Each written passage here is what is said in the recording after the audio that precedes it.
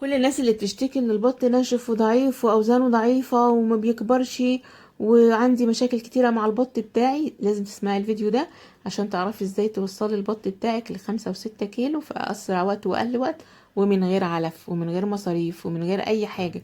حاجات بسيطة جدا لازم تعمليها للبط علشان خاطر توصلي معاه الاوزان العالية. اكتر حاجة بتخلي البط ان هو ما ياكلش الاكل. يعني ايه؟ يعني انت بتحطي اكل كتير للبط فبتسدي نفسه وبتكرهيه في عيشته فما بياكلش، فبتلاقي البط كده صايص مش راضي ياكل. لازم تجوعي البط، لازم تشيلي الاكل من قدامه فترات، يعني 3 4 ساعات كده كل يوم تجوعيه. من ناحية بتجوعيه ومن ناحية بتوفري فلوسك. ولما تيجي تحطي اكل تحطي كمية كويسة تشبعه، يعني ياكل لحد ما يشبع وينهج ويملى زوره. انما ما تحطيش كمية صغيرة وتعملي نفسك نصحة، فده هيخلي البط يضعف معاكي. يعني لا تسرفي ولا تقتري، يعني لا تبقي مسرفة ولا تبقي قليلة وشحيحة في الأكل مع البط. البط محتاج ايه؟ محتاج ان انا اكله الصبح فطار كويس، تمام، واسيبه طول النهار على حاجات خفيفة، يعني شوية خضار، ابشر له خيارايه بالذات في الصيف ده، ابشر له بطاطسايه، ابشر له كوسايه. الحاجات اللي بتبقى الكسر بتاع الخضار اللي بيبقى موجود في السوق ده، الحاجات دي هتوفر معاكي كتير. وسيبيه لحد بالليل، بالليل بقى تعملي له وجبة كويسة ياكل منها تخليه وزنه يتقل. ولا انت محتاجة علف ولا محتاجة اي حاجة، العلف ده بنحطه رشة كده بسيطة على الاكل للبط. دي اول نقطة اللي هي نظام تأكيل البط. لازم تجوعيه، لازم يقعد 3 4 ساعات كده من غير اكل. لكن المية دي لازم، ما ينفعش تشيل المية من عند البط والا هيفرفر معاك. تاني نقطة، الاهتمام بصحة البط، انه ما يكونش عنده مشاكل صحية، يعني ما يكونش عنده اسهال، ما يكونش عنده برد، ما يكونش عنده فيروس. دي الحاجات اللي بتخلي البط ان هو ما ياكلش. المكان تحت البط لازم يكون نظيف وناشف، ما يكونش فيه ميه راكده، ما يكونش فيه رطوبه. مهم قوي الحته دي، مهم قوي البط يلاقي مكان ناشف ينام عليه، والا البط هيخس ويضعف معاكي. كمان في فيديو قلناه قبل كده انه البط في مرحله تغيير الريش، فلازم حاجات معينه لازم تتحط على الميه علشان البط معاكي ما يتعبش ويضعف. طب ناس تقول لي طب البط عندي بقاله شهرين و3 وخاسس وناشف خالص. لا، انت اللي غلطانه. البط خاسس وناشف ولحد شهرين، فانت معناه ان ما اسستهوش كويس، معناه انه البط ده انت ما بتديهوش شيح ولا تديله شوربه.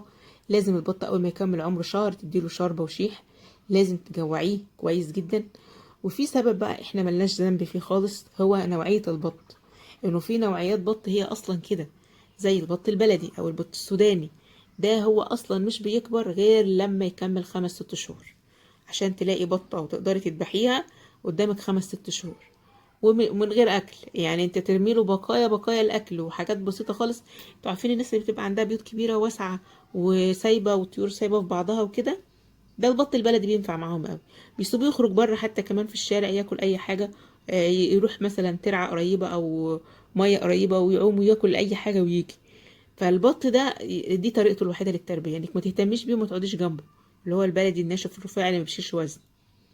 او في كمان احيانا بنشتري السلالات بتكون مضروبة على مثلا على اساس ان هو بط بكيني او بط فرنساوي، ويطلع مش كويس ويطلع محلي او يطلع جيل تاني وتالت، فبيبقى ناشف قوي قوي وما بيكبرش معاكي مهما لو اكلتيه لحمة مش هيكبر.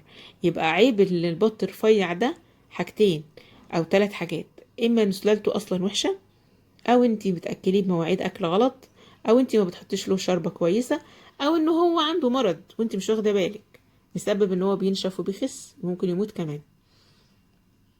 النهارده ان شاء الله هنعمل وصفه جميله جدا جدا بتزود وزن البط بطريقه متخيلهاش وملهاش علاقه خالص بالاكل. يعني هنحطها على الميه، مشروب سحري كده هنحطه للبط، وهتشوفي منه اوزان هايله جدا، لانه بيفتح نفس البط جدا وما شاء الله بيزود وزن البط قوي قوي قوي. المشروب ده عبارة عن ايه؟ عبارة عن اول حاجة معانا معلقة من الزبادي، معلقة زبادي، تمام. هندوبها كده ونطحنها كويس في طبق، ونحط عليها معلقة من العسل الاسود. مفيش عسل اسود، عسل ابيض. مفيش عسل ابيض يبقى دبس تمر. تمام.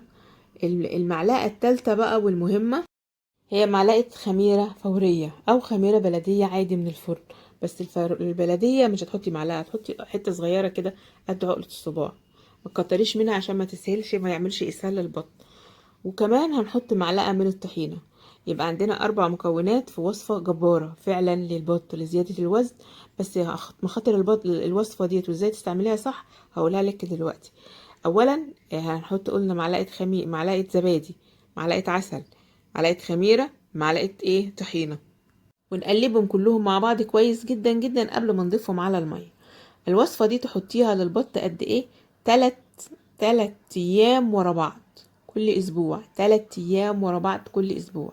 بس بعد الوصفة دي عشان البط بتاعك ما يجيش له اسهال، ما يجيش له كساح، ما يجيش له اي مشاكل، لازم بعد الوصفة دي نحط كالسيوم للبط اللي هو كالسيمات بشري من الصيدلية البشري. هحطلك صورتها دلوقتي، هي اسمها كده كالسيمات، رخيصة ب8 جنيه. هتحطي كبسولة على 2 أو 3 لتر مية حسب البط بتاعك لمدة 3 أيام بعد الوصفة اللي انت حطيتيها. ليه؟ لأن الخميرة مع الاستمرارية ومع الوقت بتاخد الكالسيوم اللي في جسم البط، فهتلاقي البط بتاعك يتكسح وانت مش عارفة السبب. أحيانا البط يتكسح لأسباب كتيرة جدا، أسباب الكساح عند البط كتيرة جدا، منها نقص الكالسيوم، ومنها الأمراض، ومنها الفيروسات. فكل الأسباب دي احنا يعني بتبقى مختلفة، أسباب مختلفة. فاحنا هنمنع السبب بتاع نقص الكالسيوم بإيه؟ بإننا نحط كالسيمات. وكمان الكالسيمات دي ما شاء الله هتخلي البط بتاعك يكبر والحجم بتاعه نفسه يزيد، العظمة بتاعت البط نفسها تبقى كبيرة وكويسة، فيقوم يشيل معاكي وزن ويشيل معاكي في الأكل. يبقى الوصفة دي 3 أيام وصفة التسمين، بعديها 3 أيام كالسيمات بشري، مهمة جدا. في بقى حاجة مهمة كمان ما ينفعش نستغنى عنها للبط، وهي الخل. لازم نحط خل بعد الحاجتين دول وبعد الوصفتين دول، نحط خل لمدة يومين للبط على المية. يعني كل اسبوع كده يومين خل للبط على المية، علشان تتأكدي ان البط ان شاء الله مش هيحصل له اسهالات كتيرة، ولا هيضعف معاكي، ولا هيخس، بالذات في فصل الصيف. ولو بتعرفي تجيبي محلول معالجة الجفاف فهيبقى ممتاز جدا جدا للبط، برضو حطيه للبط يومين. كل الحاجات ديت هتفرق معاكي قوي قوي في وزن البط. لو البط بتاعك ضعيف، او لو انت عايزه لسه البط صغير وعايزاه اوزانه تبقى كبيره وعاليه. الفيديو دوت جمعتلك فيه معلومات كتيره قوي عن البط وعن تربيه البط. يا ريت بقى تقدروا الموضوع ده بلايك حلو كده، عشان الناس بتنسى تعمل لايك. تكتبوا بقى تعليق كويس او دعوه حلوه، ولو عندك مشكله عن البط اكتبي لي في التعليقات. وشكرا والسلام عليكم ورحمه الله وبركاته.